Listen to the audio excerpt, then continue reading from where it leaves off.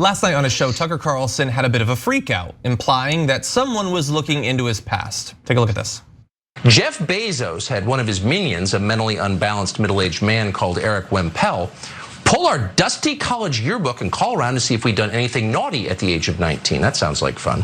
Let us know if you hear any good stories. But before Bezos drops any more of his billions on opposition research, you should know that it will not affect any election outcome. This is a news show. It's not a political campaign. No one here is running for anything or plans to. I love the exaggeration. Not only did I think he purposefully mispronounced that guy's name, but like the idea that Jeff Bezos is putting billions into, like, how much could an investigation cost? $10 billion? No, I think they called some of your buddies. Yeah, that was my thought. It's like, really, Jeff Bezos actually was like picking on like you? That's what actually happened with his money? Or maybe there was just something else there. Maybe, he wasn't. Yeah. Or maybe it's like Jeff Bezos is probably doing other stuff, I guess is the point. But yeah, I mean, he basically, what happened when he was 19, it's like, a lot of us did things when we were 19, but it doesn't mean that we did sort of, racist, homophobic kind of things that ultimately colored who who he is throughout all of his career since. I mean, it wasn't like it was different. Exactly, yeah, that whole trope of like but it was a long time ago, there's supposed to be a change between those times. You've gotten worse, but let's define how he's gotten worse, because basically as soon as that blow up happened on his show, Travis Akers tweeted, perhaps this is the story that Tucker Carlson was trying to get ahead of. In his college yearbook, he listed himself as a member of the Dan White Society. Dan White was the man who murdered Harvey Milk. And so Tucker Carlson, in the area of the yearbook where you're supposed to put that you were in debate or the jiu-jitsu club, he decided to apparently make up this society because there's no evidence that it actually exists. Nobody else at the school actually cited it on their yearbook. He just thought it would be fun to self-identify as a devotee of a guy who assassinated a gay politician. So that's one of the naughty things he got up to when he was 19. Yeah, well, I actually think that this story is really nuanced. Really, why is it nuanced? Well, let's break it down. So first of all, context is everything. So Matt Gaetz and Tucker Carlson are both saying they're investigating my past because they don't like me speaking out on your behalf, and these are hatchet jobs. Now, I know both through covering the news and through personal experience that the media is not above doing a hatchet job. They do that sometimes. And so in the case of Matt Gaetz, that is clearly not true, because that story did not arise out of someone poking around in the media. It arose from an FBI investigation. Okay, so Matt Gaetz is definitely wrong. In this case with Tucker Carlson, they are poking around, that they are looking for something. And so it doesn't mean that Bezos is spending billions of dollars doing it. It's one reporter or several reporters looking into his past. Is it because Tucker Carlson is actually very relevant, even if he's not running for office, and actually is far more powerful than the overwhelming majority of politicians in this country? Yes. Is he driving the nativist, in my opinion, racist, etc., dialogue in this country and affecting the culture? Definitely. So now then you could have a conversation of, okay, well then when you look into their past, what do you find and how have they reacted to it now? So now that brings me to Alexi McCann. If you remember, she's the person who became the editor-in-chief of Teen Vogue briefly, and then they found out things that she had said wrong and that were clearly offensive about Asians and members of the LGBTQ community when she was 17. Now, she had apologized for those a long time ago and repeatedly, and that was definitely not her current position. And she was not discovered when she got that job. She had already been through that multiple times, okay? Well, now there are some on the left, including, because they got her fired from that job. That's real, okay? And so she technically resigned, etc. But there's no question that the judgmental people who looked at that are the people who led to her being ousted. So in that situation, in that context, that was I'm hesitating using the word witch hunt, but whatever other words or phrase that you'd like to insert in there, okay? People decided they were gonna target her, and in that case it was the left, and they targeted her, and it didn't matter about redemption, it didn't matter about what her current position is, and it didn't matter that she said it when she was 17, okay? Now, in Tucker's situation, he is not Alexei and he is not Matt Gaetz. So what is the correct stance on him? Well, they are digging, and they are digging on purpose. But when you go to dig and you find this out, well, this is easy. If Tucker says, look, it was a joke and it was a dumb joke, it's a guy who killed someone, and of course I didn't mean it, but I was 19, and I think Harvey Milk is an American hero for pushing civil rights for gay Americans, and if there's no reason why everybody shouldn't be equal, of course I believe in America. And by the way, he also said that he was part of a Jesse Helms Foundation. Jesse Helms is a deeply, deeply racist senator from North Carolina. And homophobic, incredibly homophobic. And definitely homophobic as well. And I'm gonna get to my context on that in a second, to Helms. And Tucker Carlson came out and said, well, of course I didn't support the racism and the homophobia of Jesse Helms, but I liked his policy on taxes and wars or whatever he makes up. Then everybody would be free to judge on their own, obviously, right? But my personal opinion would be, okay, well, if he renounces it and he was cleared, and certainly if he renounced it earlier, okay, then it doesn't matter what he said at 19, okay? It matters what he says today. But Tucker Carlson has never renounced any of that. So if his current position is the same as the position they found of him when he was 19, well, then the problem isn't what you said when you were 19. The problem is what you're saying now as a grown-ass man on Fox News Channel speaking to millions of Americans.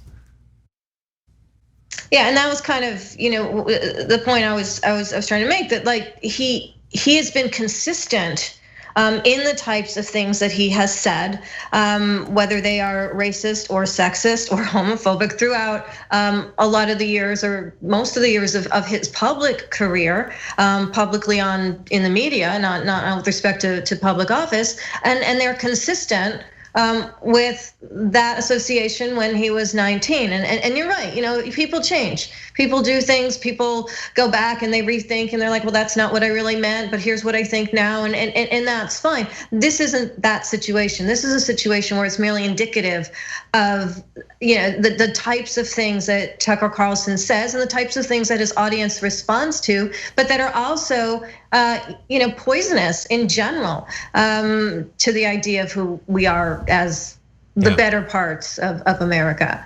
Yeah, and I just want to also throw out there, maybe it doesn't even need to be said, but in addition to there hasn't been an evolution on being more accepting of the LGBTQ community. I mean, that's clear if you listen to him. Let's also bear in mind, it's not just that the target of the person he talked about was gay, it was an act of political violence. That joke can be interpreted as not thinking that political violence is the worst thing in the world if you think it's joke worthy in your yearbook. What has he spent the last couple of months doing? Apologizing for the people who attacked the Capitol, those who tried to hunt down Mike Pence and Nancy Pelosi. He is an apologist right now for people who believe that violence is a legitimate tool in American politics. So there doesn't seem to be any change except one bit of change from that yearbook entry, and that's only because of Jon Stewart. He stopped wearing the bow ties. That's the only thing that's actually changed in that time. He still has a stupid look on his face. It's a little bit less happy, I guess. Maybe that's a sign that he actually does get who he is as a person. He doesn't smile as much anymore. Even when he does laugh, he comes off sounding like an insane man. But other than that, he is just as bad, if not worse, because that yearbook entry at least might be an honest reflection of who he is and who he was awful. Now, he's that awful guy raised by an awful father. We talked about that on the damage report this morning, except he's also incredibly performative in his awfulness. He is trying to appeal to the worst people in the country by constantly reassuring them on a nightly basis that he hates all the same people they do, that they are superior in all the ways they want to believe. He is worse than he was in the yearbook. All right, I gotta say one last thing here. Look, and Nomi, I don't mean to throw you under the bus here, so don't take it the wrong way, but 2 out of the 3 of us at least have changed our minds in the lot of ways. Nomi was a managing director of Goldman Sachs, and now you should read her books. Her books are amazing. They're the best progressive takes on what you should actually do with the financial industry, right? And there they are, All the President's Bankers, Collusionists, so many more, okay? I used to be a Republican growing up. In fact, the Jesse Helms thing is, I don't know if the right word has triggered me, but I remember when I was a young Republican, the thing I would always say is, yes, but of course, I'm not part of the Jesse Helms, Strom Thurmond wing of the Republican Party, and not all Republicans believe that. I'm a Republican for other reasons, and I would say that almost every time. And part of me eventually ending being a Republican, there was a lot of things. It turns out they were lying about everything. But anyway, but Ben, who I worked with in Miami, used to say, Cenk, you're in the wrong room, man. You're not getting it. The reason Jesse Helms and Strom Thurmond are in the room is not because they got invited, okay? But I was super clear even back then as a Republican that I was against Jesse Helms. That's him saying, I'm a Republican because of Jesse Helms, right? And I have never heard Tucker Carlson renounce that. And if he does, okay, that's a different conversation. But here he's like, basically seeming to say, you found out who I actually am. And so, and by the way, Dan White, look at me, I'm trying to give every benefit of the doubt. I was like, the only other Dan White I could think of is the former Cowboys quarterback. So I bothered to look it up, right? Because I was like, 91, it could be, right? And I looked it up, no, Dan White retired in 1988. So it's also not a reference to the Cowboys quarterback. It's definitely a reference, especially right next to Jesse Helms. It's definitely a reference and the Christian thing, the other group. Yeah, a reference to the murderer who assassinated Harvey Milk, who is an American hero. And so, by the way, I mean, that's like saying that you're in the Lee Harvey Oswald fan club, etc. right? And so, look, they do go digging, and I will say, one super last thing, when I had the controversy around me leaving the Justice Democrats, the reason that happened, in case this is an interesting story, we've talked about it to the members before in the post games and stuff, but a right-wing group found one person in the mainstream media who was massively right-wing, and they then, or a couple of people actually, they then literally called almost every woman that has ever worked here, and they found nothing. And then they called people that in my background, et cetera, because they were trying to create a rift within the Justice Democrats. And they thought, well, this guy's been on air for all this time, and he used to be a Republican. And since we're Republicans, we know how awful people are if they were Republican. So they went digging. They found nothing, right? And so they had to go back to old blogs that I had deleted decades ago and renounced decades ago. And they're like, I don't know, this is the biggest nothing burger we've ever seen, but the mainstream media is generally dumb and they hate progressives, so this will work. And they were right. And the mainstream media found it, and they're like, that's it, okay, this is a national scandal, et cetera. And then it accomplished the mission they were looking for. Yeah. Part of the reason that Tucker Carlson and Matt Gaetz are telling you that they're digging is, one, in Tucker's case, it appears to be true, and two, it's because that's what the right-wing media does. That is right-wing media 101. They go and try to find anything they can to destroy a political opponent. And usually their number one accomplices, wittingly or unwittingly, is the mainstream media, especially if it's against the progressive. Then the mainstream media will eat it up. If they try to do that to Biden or Kamala Harris, the media wouldn't play along. You try to do that to Bernie Sanders or any progressive, and the media is like, oh, great, what have you found? We will help you smear that person till the end of time. So understand that it's a complicated phenomenon, but that's the entire context. And Tucker, in this particular case, can end it instantly by saying, obviously I don't believe that anymore. But there's a reason why he won't say that.